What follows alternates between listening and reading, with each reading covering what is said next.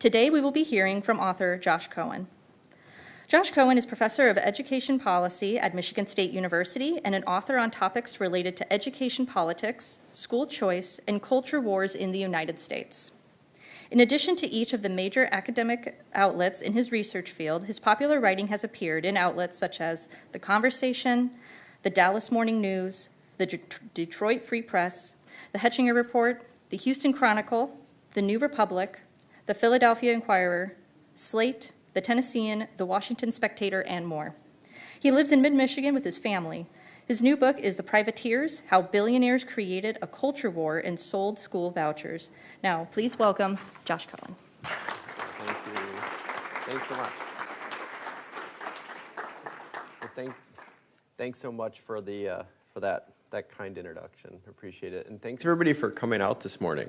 I'm still balancing the mic here. So, my wife and I just got in late last night and had the pleasure of walking around a little bit this morning, and seems like a fun place to be, and just really glad to be a part of it this morning and enjoy the weather here. And I didn't realize until we were driving down here, for those of you who are into college football, I switched spots. So I'm up at Michigan State, and we came from East Lansing, and I understand your guys went up there. So we'll see what happens tonight.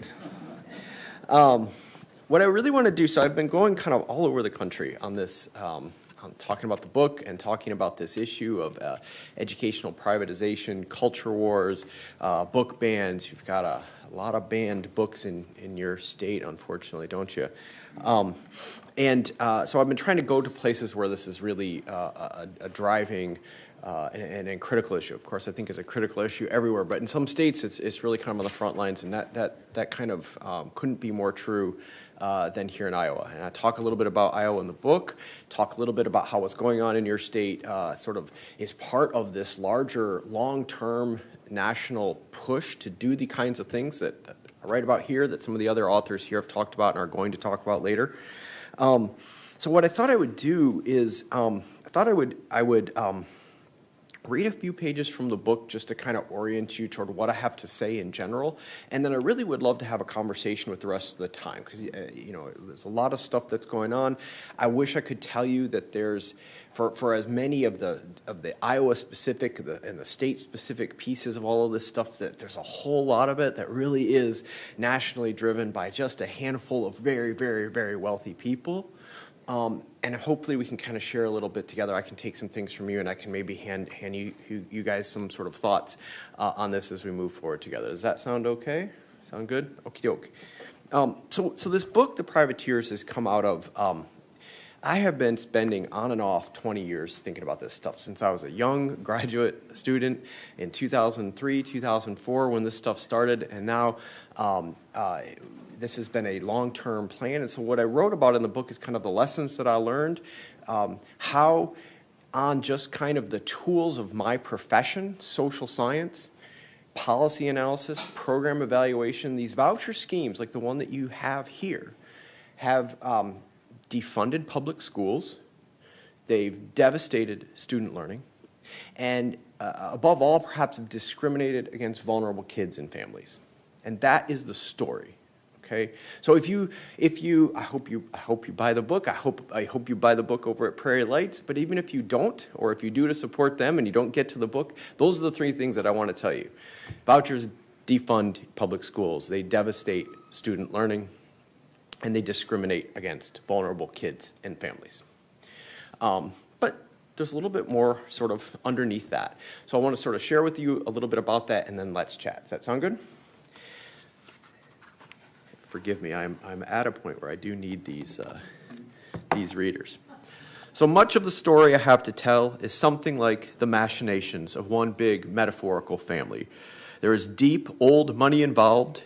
There is a venerated historical patriarch, that's Milton Friedman, who bequeathed a legacy to the clan's elders today. There are uncles who made their billions in oil and gas, and now, as they approach their earthly demise, are spending it to buy permanence for their life's objectives, one of which is school vouchers. There is the rich aunt with her own inherited billions to spend on pet projects and enthusiasms. The facts and results of those works be damned. There are the tentative, largely sympathetic younger siblings who can never quite buy into the family business but never can quite leave it either. And there's a new generation of prodigals, the young hucksters on the make, unrestrained by the norms and values and discipline that even the most aggressive of the older generation stopped short of abandoning. What you will not find in these pages is the story of a grassroots movement. Although the backers of these school voucher schemes have seized on the language of civil rights, choice is the, quote, civil rights issue of our time, they insist, you will find no bridge to Selma. And even among the advocates whose hearts and intentions are known, as it were, only to God, who claim to center the lives of historically marginalized children in their plans and proposals, there is the unescapable reality. And that reality is that vouchers as a, quote, solution to problems associated with income, gender, or especially racial inequality come from anywhere but the communities to whom those activists say they direct their thoughts and prayers. It is as if these foundational inequalities in American life are only worth addressing in this construct when purported solutions come of and by an overwhelmingly white and male intellectual framing. One thing is certain, the case for school vouchers, whether by scholars, writers, lawyers, lobbyists, or billionaire heirs, has always been a deliberate construction. It is the architecture of an assault on public education as a defining American institution. This is no movement. It is rather more a coup, and it has been a right-wing political operation from the start. So I want to kind of tell you how I wrap this thing up, sort of a sneak preview. As a result of all this, any policy recommendation or key takeaway from a book like this must begin with a vigorous commitment to make direct and sustained investments in public education. Every other initiative depends on it. Of course, how we spend that money matters, both in terms of the specific funding sources and in the programs and services that money supports. Other books can and do detail evidence-based spending targets, but my view from a big picture perspective and from the standpoint of motivating renewed interest in these investments is not only in the operation of public education, but for its purpose. And from that vantage point, answers must form around whole child approaches, the idea of schools as communities, and the idea of learning as a lifelong endeavor. Ideas include universal school meals. Have you heard about that recently? Right. That nourish kids throughout the day and alleviate the stigma of poverty. School-based health clinics, not simply for children, but for the adults who serve them. Weighted funding formulas that reflect the true cost of educating diverse learners, grow your own teacher training programs drawing on local talent, early childhood investments alongside after school and summer school programs that recognize education is no longer just 8 a.m. to 3 p.m., Monday through Friday, 180 days a year. Each of these have a much stronger evidence base than school voucher schemes, and each in its own way provides a rationale for public education that affects daily life. And then, because of who and what religious nationalists are attacking, both implicitly and increasingly explicitly, when they speak about, quote, education freedom, there does require a direct defense of public education as a matter of human rights. The marginalization of LGBTQ plus families, reproductive rights, environmental justice, and histories of underserved communities in the United States not only coincides with, but are weapons in the attack on public schools. They are potent because they measure commitments to future generations of Americans who will define their own identities and have their own destinies rather than having their parents and grandparents define their futures for them. Our children are not ourselves. They are with us, the poet cautions, but they do not belong to us. What the rapid erosion of key American institutions, legal precedents, and even the commitment to international peacemaking over the last 20 years have in common are many of the same organizational forces, huge dollar and dark money financial backing, and increasingly radical disengagement from shared civic responsibility. American public schools reflect our social strengths, but also our weaknesses, issues of racial and economic segregation, the inability to fully meet the needs of students with exceptional needs, and the challenges of embracing student populations that enter the building every morning from vastly different home experiences Those will remain problems in American education as long as they remain problems in American life. The fundamental threat to democracy posed by religious nationalism, whether in our schools or in our communities writ large, is not religious per se. It is what comes from that form of religious radicalism, in the case of U.S. education, a dangerous and domestic form of isolationism, oriented toward a notion of every child and every family outside of a church sanctuary left to fend for themselves. That is the policy reality of fully realized Friedmanism at its core, and those are the parental values stressed in the modern school voucher movement.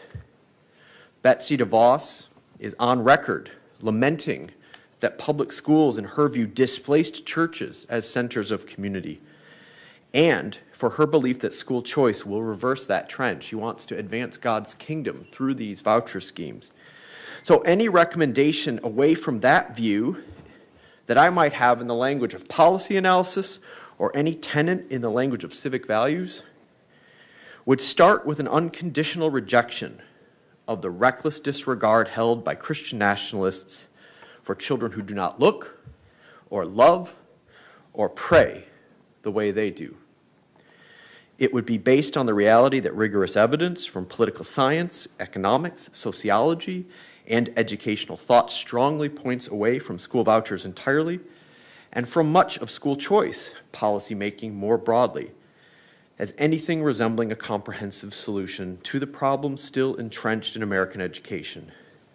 Such a recommendation would itself become a moral statement, one that acknowledges the sins of our own parents, reckons with the limits of our own mercy today, and demands a future of grace for all children. So that's what the book's about. And that's what this conversation's about. That's what this fight is about in state legislatures and in communities all over the country, including here in Iowa. So what I'd like to do is just turn it over to all of you, and let's continue to talk about this for the time we have remaining, if that works. I'm kind of move over here because I was saying earlier, I am a professor by day, and the lectern is only partially comfortable for me, so yes. Please do. Okay. And I believe this is supposed to be on now. Can you guys hear me? We good? All right. My name's Casey Skippers, and I just want to start by introducing myself. I'm a founding board member for Annie's Foundation. Oh, great. Thank you. And we started a couple of years ago. We're 6 moms in the Johnston School District, and we came together to fight book banners in our school district. So we raise donations, and we buy banned and challenged books, and we give them away, and that's why I'm here today. Thank you. So we're at the book fair. Come see us. But I just wanted to point out that there was a recent story in the Iowa Starting Line newspaper that there were 144 kids from the Johnston School District who pulled out and took vouchers and went to private schools, and 163, I think, from Urbandale. So that pulled $1.1 million from Johnston schools and $1.2 million from Urbandale schools. And I also know, I read recently that private schools have a 45% failure rate. Yes. That number might have come from some of the stuff I was putting out there. So across states like Iowa, so 69% of Iowa kids using vouchers were already in Iowa private schools. The remaining 31 are coming from districts like those you're describing. And in an individual district basis, that can be devastating. Statewide, I think it's important to know that most of those voucher users are already in private school because it gives a bit of a lie to this kind of marketing around education, freedom, opportunity, hope, whatever gets thrown in these languages. Vouchers defund schools a couple of ways. One, by giving taxpayer obligations to private school tuition where just a year before or a year earlier they were borne by the private sector. So those are all of a sudden huge new impacts the budget has to deal with in the states. And the other way is exactly what you're describing, is kids leaving these districts. About 25 to 30% of kids who leave public schools to go to a private school go back to their public school within a year or two. I call vouchers the education equivalent of predatory lending. The reason that those kids leave is they maybe haven't been always perfectly well served in their community schools, usually because those schools haven't been invested in over the long term. Sometimes because they're human institutions and they come up short. And so it's important to know, though, that and this is sort of what I'm trying to get at, these voucher schemes don't solve any of those problems, but they do market themselves very well. And they put pamphlets in parents' hands, and they put billboards out, and they go to church fairs, and they say, you've been failed, come with us. They don't want any checking on any of that. They don't want accountability. They don't want, they will not be on the hook. They will promise you, we see this a lot in other states right now, if your kid might have a learning need, the schools want the dollars, so they'll pull it in. They'll pull kids in. They don't want to be on the hook for IEPs. They don't want to be on the hook for contracts, and we see extraordinary turnover for that reason alone. Just kids come in, their parents are trying something new, and within months they realize it was even worse, and the school is just not living up to its promises. And it's a real problem. I do want to come back to book bans, though, in a second, because all of this, I mean, one of the things probably the most common question I get from media these days, well, Josh, why school vouchers? Isn't it true that the teacher unions, overplayed their hand and during COVID and have destroyed public schools and it's a war between teachers and parents? Isn't that why we're having conversations all over the country, why 24 states have passed or expanded voucher schemes since 2021, including here in Iowa? Isn't that what's happening? No. The answer is the same answer to the question, why are we having more book bans now? Why are we having all of these conversations about where kids go to bathrooms now in public schools? Or whether or not they learn that slavery was bad? That's why we're having these conversations all at the same exact time. They're driven by the same people and they're coming from the same places. Thanks for your...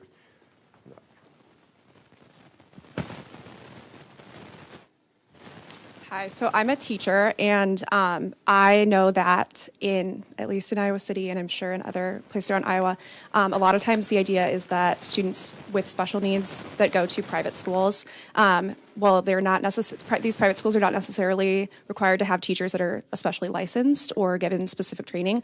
I think a lot of people don't know that when students have IEPs and they are required to receive specially designed instruction in those minutes, when those minutes cannot be met by the private school, they pull in the public schools as an extra help for those students. So even though those students, we might get a minor amount of funds for that, the majority of the work and the hard work that these students need is falling still on the public schools, and specifically because they're not required to have especially robust special education programs or English language programs for students. So a lot of times, even though these vouchers are pulling, and the idea is that they're giving students maybe in marginalized groups more access to what's considered a better education, the public schools are still doing a majority of the work for these students and not receiving the full benefits. And that's really under the best case scenario, unfortunately. So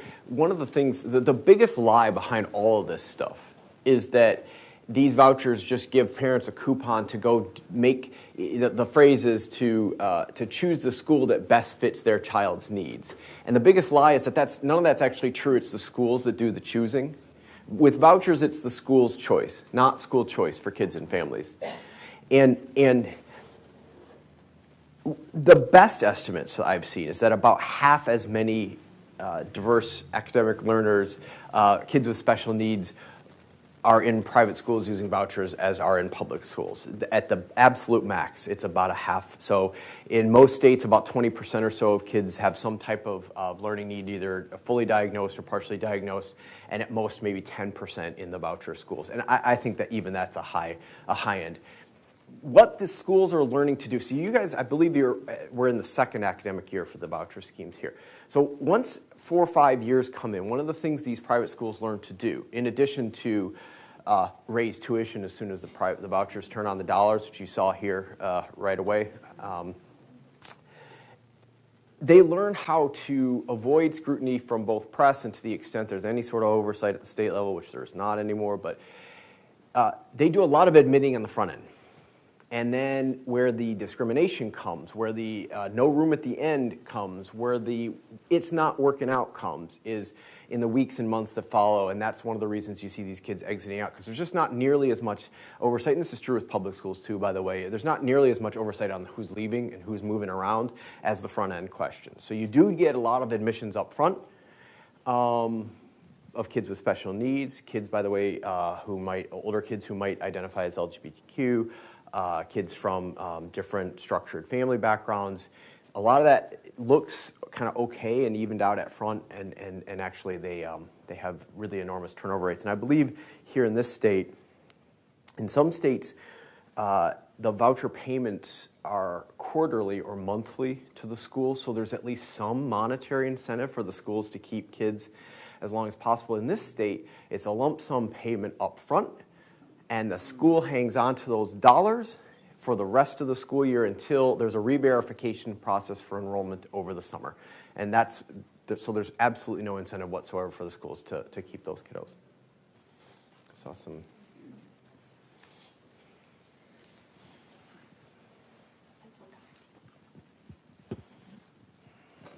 So, I grew up in St. Joseph, Michigan. Oh, okay. I don't know if you know where that Sure. is. Yeah, of course. Right about 1990 or so, I was taking AP economics class at St. Joe High School. And I realize it now, didn't at the time, but my teacher then was very much a libertarian type of guy. Okay.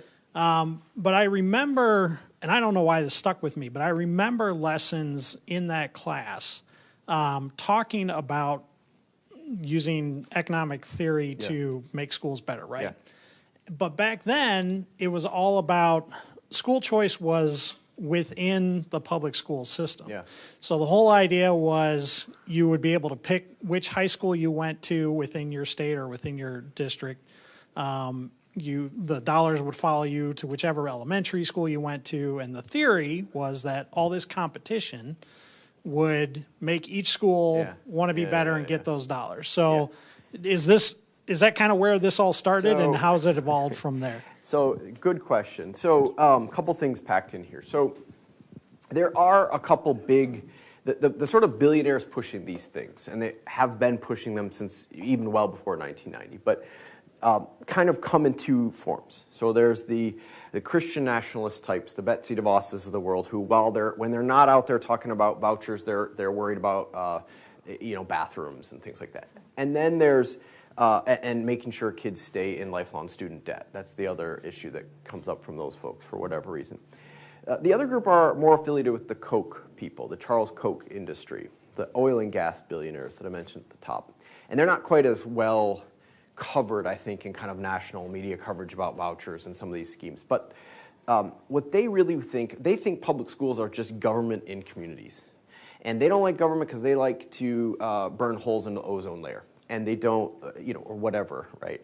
And they don't like what they call regulation. And they see public schools as one way of regulating. This is why you see Project 2025, first three paragraphs of the education chapter in Project 2025. The first paragraph is get rid of the U.S. Department of Ed, the most important anti-discrimination authority in the country when it comes to kids. And the second two paragraphs after that are about school vouchers. What all those things have in common is they don't want government in a space worrying about kids and families. The competition piece comes in. So in Michigan, as in Iowa, before the voucher scheme passed here, there already is public school choice. 1 in 4 kids in Michigan, we do not have vouchers paying for private K-12 tuition, but 1 in 4 kids in Michigan are enrolled in a public school that's outside their neighborhood residence, either through an interdistrict choice program or through our state's vast charter school program. Charters are a little different. They're public schools managed independently outside of districts. So this libertarian thing, Milton Friedman was a conservative economist based at the University of Chicago. When he was 43 years old in 1955, Friedman came up with this idea of vouchers for the first time. And he basically said that parents should have the right to kind of direct their kids' education. If we give everybody, in his view, government shouldn't be involved at all. The essay was called The Role of Government in Education. In his view, the long game, government shouldn't be involved at all, including on vouchers. But he saw vouchers as kind of a stepping stone to no schools funded by the states. a lot of that's just what I call an intellectual cover story, because something else was happening in 1955. It was just a few months after something called Brown versus Board of Education. And Friedman knew this, and in sort of archival work that we've gotten since, there was a back and forth between Friedman and his editor on this specific issue. His editor saying, you can't go out there and talk about this voucher thing right after Brown v. Board. People are going to say, correctly as it turned out, that segregationists will want to use vouchers, your voucher idea, to avoid racial integration. And Friedman sort of basically said, what of it? And so you did see early forms of school voucher systems as a response directly to Brown.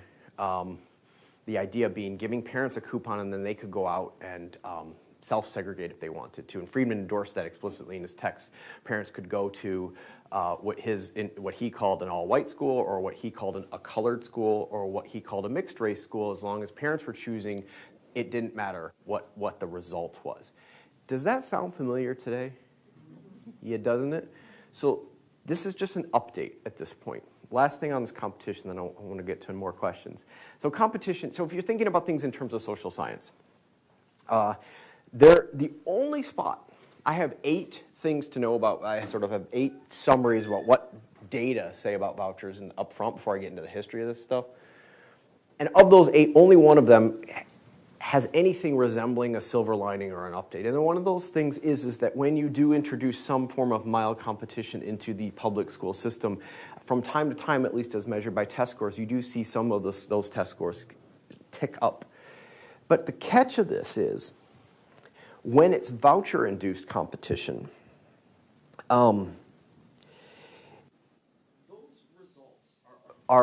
those results are only found in historically marginalized and under-resourced communities, the communities that stand to lose the most money from voucher schemes in the first place. And so when these bills get debated in legislatures, get rammed through in legislatures like yours, they know that the question of defunding public schools, which vouchers absolutely do, is a political problem for them. And so what they'll do is they'll spend a lot of time saying, on the one hand, vouchers won't defund your Iowa public schools, and on the left hand, they'll say vouchers will cause competition to increase a rising tide will lift all boats, they say.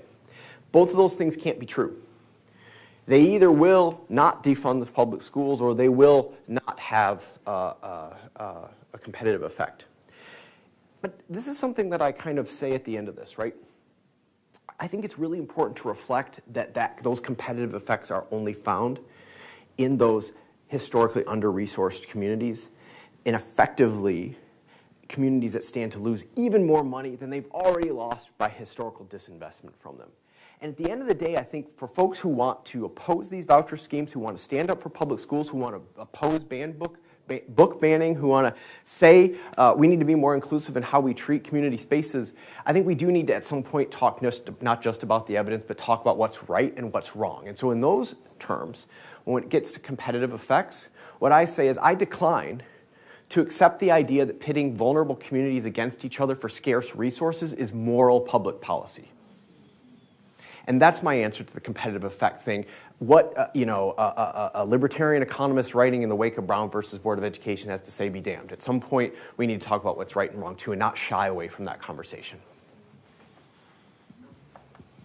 Hi. Hi. I'm Allison, and I work at a top 100 high school in Cedar Rapids that has a fabulous special ed program. I think the teacher back there said a lot of parents, maybe I misheard, that a lot of parents want to use vouchers to provide special training and so forth for special ed children. Anyway, I'm here to say Thank you that for your work. the public schools do have great programs. Yeah. But we need to start funding public ed at the appropriate level. Like in Cedar Rapids, they tried to get bonds passed for years, and just recently one finally passed, so the buildings can be spiffed up and to code and attract parents and so forth. But I taught for 25 years in California, and just as I was leaving, they were passing these vouchers and starting pop-up alternative schools.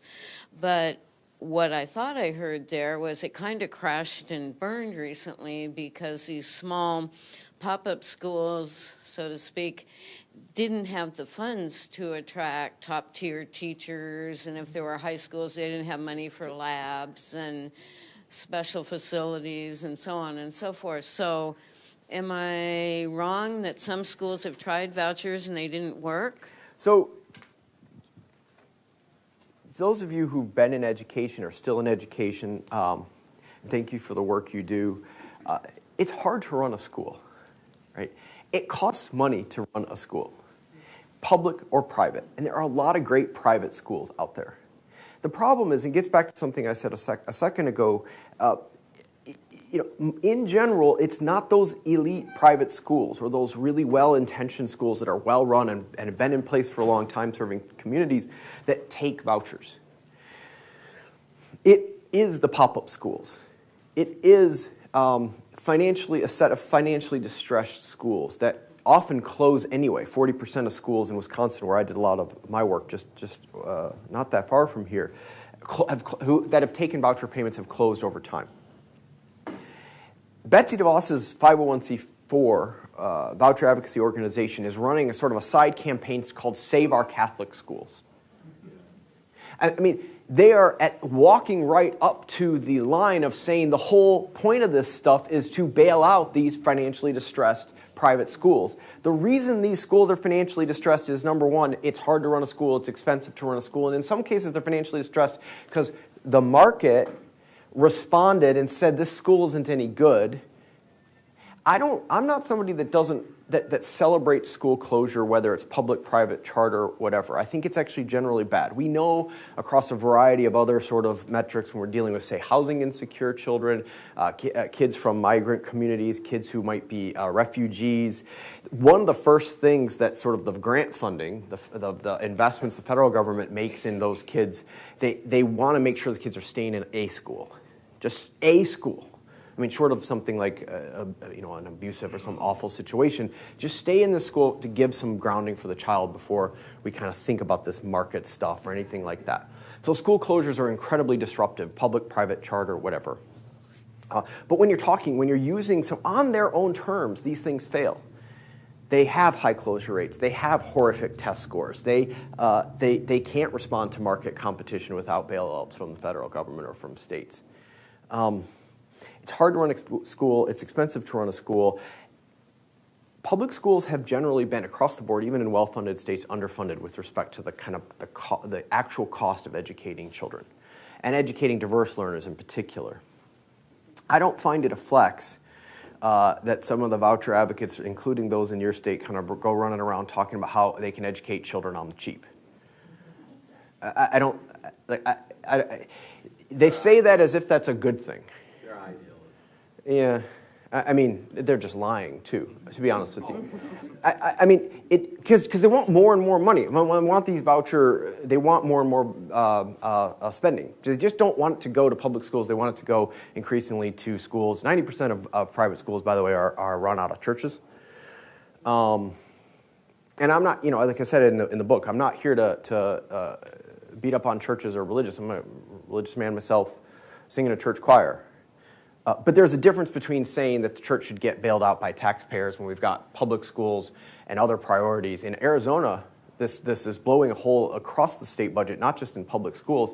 State had to borrow against its opioid settlement to meet its corrections budget because there's a $1.1 billion hole in the state budget due to vouchers for the vast majority of kids who are already in private school to begin with. That's what's going on, and that's unfortunately the kind of things we're going to have to talk about in this state and other states. Isn't just what it's costing public schools, but what it's costing other community investments as well. Yep. Oh, sorry. Hey. I'm not running the mic. Next. I guess I have the mic. Yeah. You mentioned teachers' unions in passing, and I just wanted to ask a follow-up question connected to that. I mean, I know as you do such a good job of documenting, the path to imposing vouchers in each state where it's happened has been a little bit different. In our state, of course, like the prelude to it included destabilizing our public ed system with years of defunding, but also 7 years ago, really diminishing the collective bargaining rights of what historically has been a strong teachers' unions sure across did. our states. And thank God for our teachers' union. They've been very resilient and continue to be one of our primary advocates for holding up the value of our public education system. But I just wondered if you could say a little bit more about the relationship between those attacks in states that have had the strong collective bargaining rights in place for teachers, and also the role of teachers' unions in fighting back right now. Yeah. So, great question. So, one of the more privileged things that I suppose I can do at this point is get into fights with people publicly, verbal fights about about some of these kinds of things and what passes for theory, what passes for some sort of intellectual rigor, what passes for a philosophy worth taking seriously, and what's just bullshit. Not to put too fine a point on it. And one of those things is this idea, sort of one of those things that's just the crap of it all, is all of the extra syllabolic words, all of the long sentences, all of the ideas, all of the posters on dorm room walls for college Republicans, of Milton Friedman and so on and so forth, saying we need libertarianism, we need no unions, we need no regulation, we need all of these things. There's an intellectual pretense to rigor there, and the reason I'm answering the question this way is there are theories and treatises and philosophies and things behind what Betsy DeVos is trying to do, and there are theories and treatises and intellectual rigor and all kinds of things and Nobel Prizes. Right, Milton Friedman won a Nobel Prize. It came right after he was advising the Pinochet regime in Chile. Okay, that's who we're borrowing public policy from when we're okay. But there are theories. But the through line between this kind of education industry, the libertarianism of a Charles Koch, and the Christian nationalism of a Betsy DeVos isn't anything more intellectual or intelligent than just deep hostility to labor unions. And so with all this high-minded stuff that I do think is important to engage in, I wrote a whole book about it. The word Harvard is in the publisher's title. But I think a lot of that, we have to just kind of reduce things to what they actually are. I was at a conference recently speaking to a group founded by Nicole Hannah-Jones from the 1619 Project. And Nicole, when she introduced me and the rest of the speakers, she said, it's important in this world that is being increasingly dominated by oligarchy to call the thing the thing. And one of the things that vouchers are, in addition to just being a long-term Christian nationalist push to bail out private schools, is just an anti-labor movement. And it really isn't any more complicated than that, unfortunately.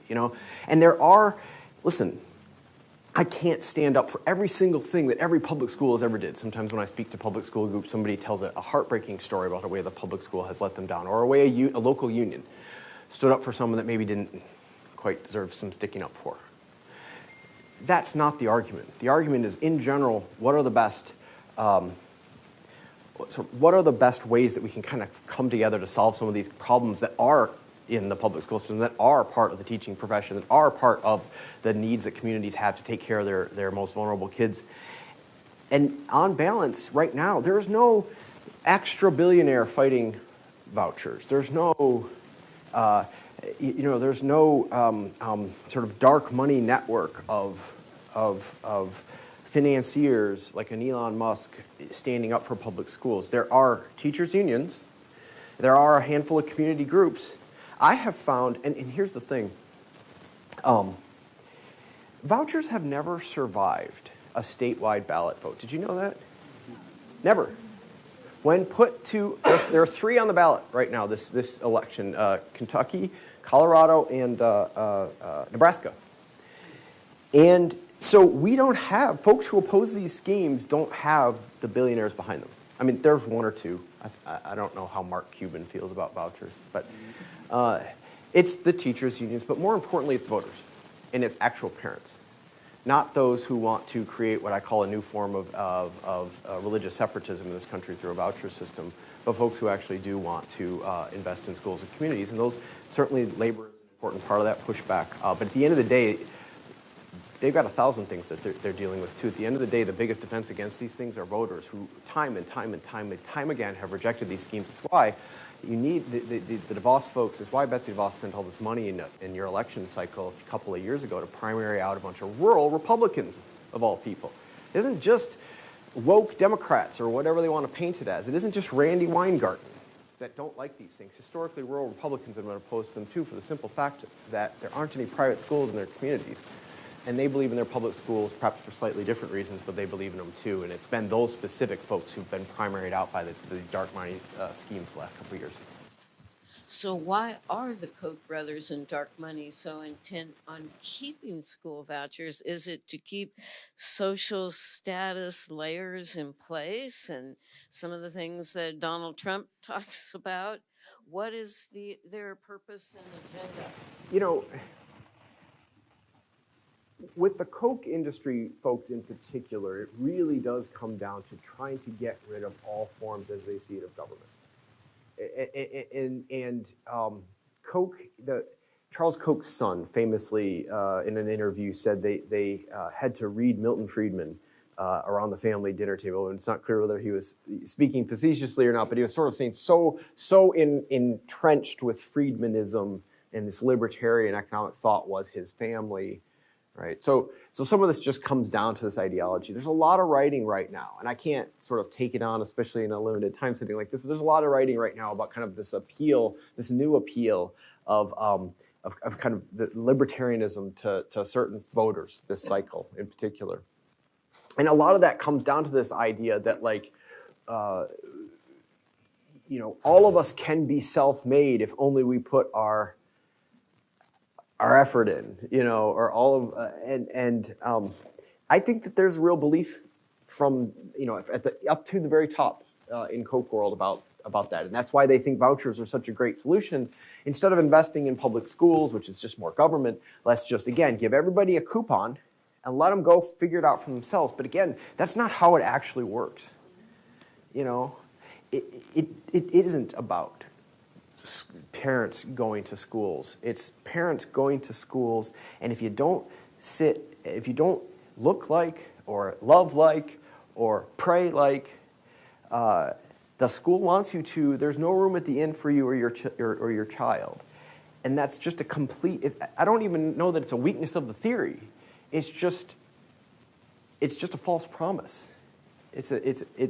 And these folks don't seem to engage in that, either because they don't want to or they just don't care to know how things actually work on the ground because it sounds good in theory. And it really isn't any more complicated than that, or in very basic terms, as I said just a second ago. I mean, a lot of this comes down to just really hating unions. And you really can't overstate how much this is about that, too, especially for the Koch people. Like in the back there more? Or I'll let you. In some of the other states that have had vouchers for longer, have you seen any efforts to like have strong government oversight on like a way to like a full repeal of vouchers? So only Illinois has fully repealed a voucher system so far. Once these things get put in place, they're hard to pull back. But a lot of folks have tried. So in the old days, when I first started working on this as a young researcher and policy analyst, so sure were all of these people I talked about that these voucher schemes were going to work, that they were almost falling all over themselves to put data out there, to put out evaluation, transparency, accountability. The big voucher systems really started to grow right at the same time as No Child Left Behind came online. If you know about that, it's the old George Bush-led sort of school accountability, school report cards, testing used to evaluate public schools and so on. And at that time, voucher advocates were sort of very much part of that network too, and were perfectly fine with the idea that private schools had to basically more or less follow kind of the same rough testing and reporting guidelines as the public school. And then the results came in. I didn't say a lot of this because I say it a lot in other public spaces, and I say it a lot in the book, but over the last decade, the bigger and the more recent the voucher scheme, the worse the results have been when we've had the data to ask about those results. And so you've seen headlines from the New York Times on down. Dismal results surprise researchers as DeVos era begins. Student test scores fall for years in the largest voucher system in the country. Louisiana's voucher program sends parents to D and F private schools. You have to, and listen, I'm not here to shill for testing and test scores and things, but the plain reality of the fact is that right now that is the way that public schools are evaluated. So my simple point is, if that's how you're going to evaluate public schools, if you're going to take public dollars, the public checks on you, and that includes voucher schools, vouchers should have to follow the same testing and reporting requirements, and when they do, the results are horrific. And sometimes I think the debate about test scores masks just how bad that is, because the other side will come in there and say, Josh, but parents are happier. Don't worry about just slight differences in test scores. No, we're not talking about slight differences in test scores. You have to go to something like what Hurricane Katrina did to test scores for kids in Louisiana, in Louisiana's voucher program, or something like what COVID-19 did to test scores more recently, to get at the magnitude of the learning loss measured by test scores for voucher children who move from public to private school. And the reason, I write about this in the book, and the reason for that is what we've talked about in several responses so far today, which is that most of these private schools, and especially the ones that have room in them, they're not any good. They are these subprime schools, these pop-up schools, these schools that are about to close perhaps. It's hard to run a school. And they're not particularly great at it, and they were going to close until the government came and bailed them out with the voucher. And the results show that. And so what I'm taking a long time to say, but trying to kind of cram a couple of extra responses in, is that since those horrific results over the last decade, all of the new voucher legislation has stepped way back from any kind of accountability mechanism. You're lucky if you get a requirement that the schools have to test at all, or report their graduation rates, or report open their financial books. In Arizona, Governor Hobbs, Democrat, narrowly elected in 2022 after following a huge voucher advocate as governor, who signed a massive, massive bill in that state. But she still has a supermajority to deal with of Republicans there, voucher supporters. She proposed a 6-point plan in January for accountability and reining in this voucher system. And it hit on most of those things I just said. Opening your financial books, make sure you're not just defrauding taxpayers and parents. Some modicum of testing, so at least we know that you're doing something like what you're promising parents. Testing and accountability in the voucher space is a pro-parent policy. One of the things that she also proposed was background checks and fingerprinting for teachers in voucher-funded private schools. And you know what these people said? They said that that's too much regulation. So I'm not optimistic, unfortunately. If we're in a world where background checking teachers in voucher schools, overwhelmingly, by the way, run out of churches and church basements, if we're in a world where that's too much transparency and that's too much oversight, it's going to be a long time, unfortunately, in some of these places that we're going to be able to walk up to and have an argument about maybe checking on academic quality or checking on some of the other things that's happening inside those buildings, unfortunately. It doesn't mean we shouldn't try, and I just wrote a whole brief about this that was a couple of weeks ago, but it's going to be an uphill battle if you're dealing with people who think that we shouldn't even wonder because it's too much government regulation of those church schools. Yeah. Oh, sorry. I'm screwing this whole thing up, and I apologize. I'm going to follow the mic. You kind of led into it, but I'm just curious, in your view, kind of what does this look like 15, 20, 25 years down the line? I mean, usually if you have a policy that schools are opening and kids are only staying there a year or two, and then they're finding it doesn't work for them, they're going back to public schools. Schools are opening, schools are failing, they're closing. You know, increasingly, schools don't want to open in that environment, right? Kids don't want to go to schools in that environment, but is that the logical end of this? Is that it kind of kills itself, or do they keep innovating to keep this thing alive? I have to believe, certainly on the social science piece, and certainly in reflecting on my own sense of what's right and what's wrong, I have to believe at some point,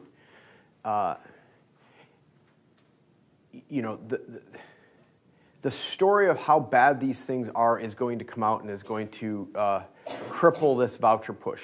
I tried to help start some of this with the book. I mean, it's almost uniformly, we don't get a lot of easy answers in social science. This case against vouchers, just from a data standpoint, is about as one-sided as social science gets. Now, sometimes I have to tell you, I mean, some days I get really depressed having this argument because I'm in a place right now publicly, and I go out in the world and I argue about this, or social media or whatever, I write newspaper columns, and then there's a counterpoint and stuff like this. It's hard, it's exhausting to argue about data with people who, for example, think Donald Trump won the election in 2020. I mean, if that's your standard of evidence, it's going to be a long haul, isn't it? But I do think that, listen, as that case against these voucher schemes has accumulated from the standpoint of social science over the last decade, so too has the case for some of those things that I named when I was sort of reading that excerpt, and some of the things that we've sort of raised quickly here today.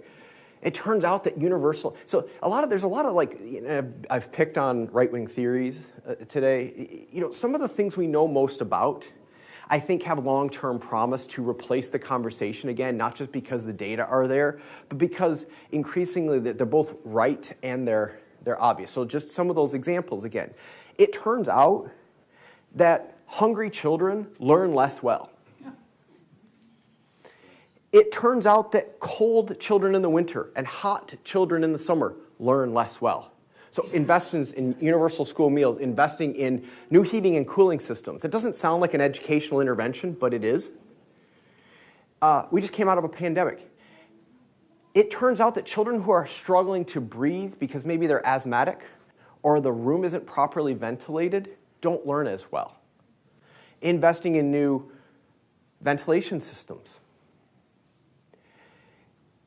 My wife and I live not that far from Flint, Michigan, where this whole Friedman-style libertarian approach to deregulation helped poison an entire community. It turns out that drinking water, students who don't have access to clean water and to healthy food don't learn as well, too, in addition to the fact that they're getting sick, right? So I think all of these things, I do hope all of these things need to come to some sort of a head. But we are accumulating more and more evidence about this, and that's what starts, as this case against vouchers is built, we are learning all of these things really help kids build an educational future for themselves. It starts with more and more investments in public schools. I mean, it really does. And sometimes, especially when I talk to kind of nationally based reporters, and I hope if anybody's in the room, I'm not picking on your profession, but sometimes I think people expect me to say something in an answer to this question like this about to go hawk a new curriculum, or hawk a new teacher training program or something. And all those things do matter a little bit, but it has to start with, you put your money where your mouth is. And it turns out that we have a study just in May was released by university researchers at Brown University, showing that investments in local public schools led to greater life expectancy for the children that were invested in 20 to 30 years later. So we're talking about long-term investments here. I think those conversations, I guess I'll just close that answer by saying if we are to move past these things 20 years from now, we have to be having these kinds of conversations, these whole child approaches, these conversations about where to put money, not just because it works, but because it's the right thing to do. And I think if we do that, then I do think that this movement will recede eventually. Yeah. Hi. Okay. I don't know if this is way off, but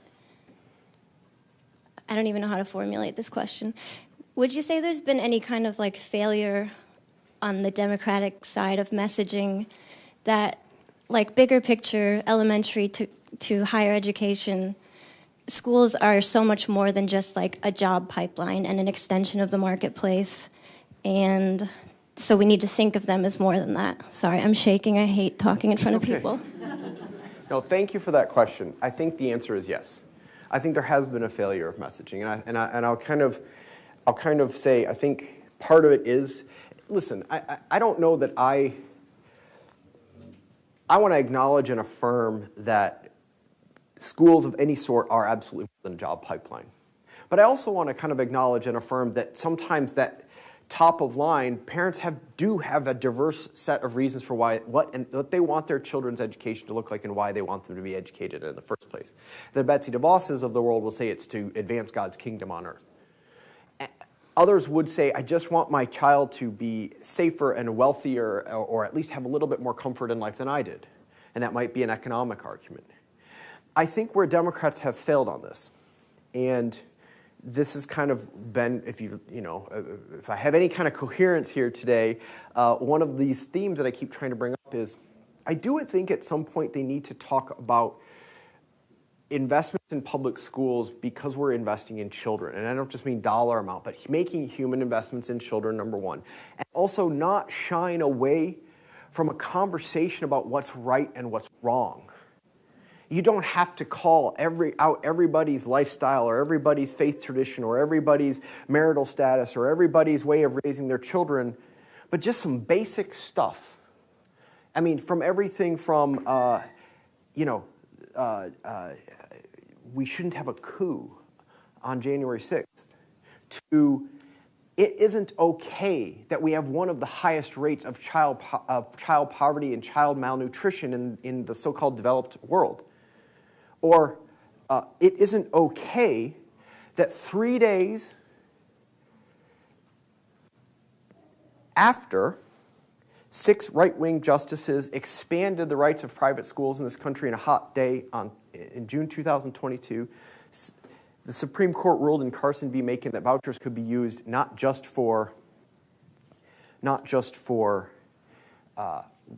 religious schools to educate, but for religious education in those schools specifically.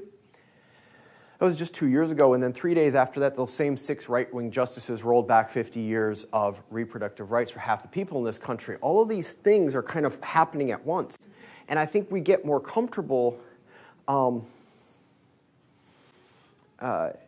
talking about some areas outside the education sphere, correctly so, in terms of what's right and what's wrong. And I think there needs to be a little bit more leaning into that in the education space on the left, or among progressives anyway, in talking about some of these programs. It's not just that universal meals work. It's the right thing to do. It's not just that investing in heating and cooling system updates in public schools works. It's the right thing to do. I don't know if that solves everything, but I think being able to have these conversations makes it easier to assure folks that you're speaking with that you at least are trying to be, you're on their side, you want what's best for their children, even if you don't know exactly what it is because you're not their parent. We're all trying to end this together. And I think more of that language does need to be brought into the conversation and not strictly talking about it in terms of, say, for an additional year of schooling, you might earn an extra $1,000 a year. I don't want to discount all of those things, but I do think having some basic understanding and commitment to kind of why we want public schools as parts of community, parts ultimately of a democracy, I think we need to kind of have more of those conversations for sure. You have to stop letting them control the narrative. That's another way to put it, too. I think we have time for one more. Yeah, I was going to say one more question. Is there anybody that I missed who's been asking a lot? Yeah. Okay. Sorry. So I'm kind of like her in the sense of this may be an out there comment or question. And I want to go back to the motivation issue that you raised. You've mentioned several motivations as to for the backers of this movement, this voucher movement. Certainly, lack of regulation or hatred of regulation could be one motivation. Religious, I want to promote my particular way of thinking about God and all that stuff is another motivation. A third motivation could be a race-based motivation that I want my kids to be segregated from kids that don't look like my kids. And of course, underlying all of this is an economic motivation that you're going to suck money out of the public schools and use it to fund schools that do more of what I want to do. Okay, that's the basic kind of a motivation theme that is emerging from at least what I took away. But I have read, and I can't quite remember the source, if there is a deeper, more sinister, if you will, economic motivation for this. And that is the creation of an economic underclass that is not as well educated, that does not have the capacity to think for themselves, that are in some sense fodder for people to prey on, for the more wealthy, for the more powerful. And, this sounds very like a conspiracy theory that, this is the, but I think, it's hard not to run away from a conclusion like that. I wonder if you have any comments on that. I think, and as I say in the book, and even the excerpt that I read, it's at the end of the day, I can speak to the motivation of these groups and these organizations and networks that are pushing these things through. Obviously, speaking to the motivation of some of these individual people, who knows? But I will say this, from Betsy DeVos on, her whole family, folks have talked about this notion of a gospel of wealth, or a wealth gospel. If you've sort of read your Calvinism, the idea, if you're wealthy, it's probably because you deserved it, is basically what it comes down to. And you're going to live in such a way that you're not necessarily pulling up the drawbridge behind you, but you're going to have a drawbridge for sure, just in case. So there is some of this. I would call it, so the voucher as a policy implementation in states like Iowa today, what I do know is this, that it is built and run out of decided indifference to the plight of other human beings and to their long-term chances in life, at least those who aren't in your church community or who don't practice the way you do, or who don't, again, have a family structure the way you do, and so on and so forth, or perhaps aren't in your income class. I think there is some general sense that maybe through good fortune, maybe moral character as they see it, maybe through the market, if the market is God in their view, then maybe providing vouchers will let some kids rise through and break through what they see as class barriers. And if not, may God's will be done, is sort of how it's viewed. And I think it comes down to kind of indifference to the outcome as long as it's helping. And then I would stop short. Like, I don't know beyond that, but I do know that it's indifference to poverty. I do know it's indifference to social justice. I do know that it's indifference to historical marginalization, because that is the theory of action behind these voucher schemes. That's what it is. Listen, I really, really appreciate all these questions. I'll be out there signing if you want. Thank you.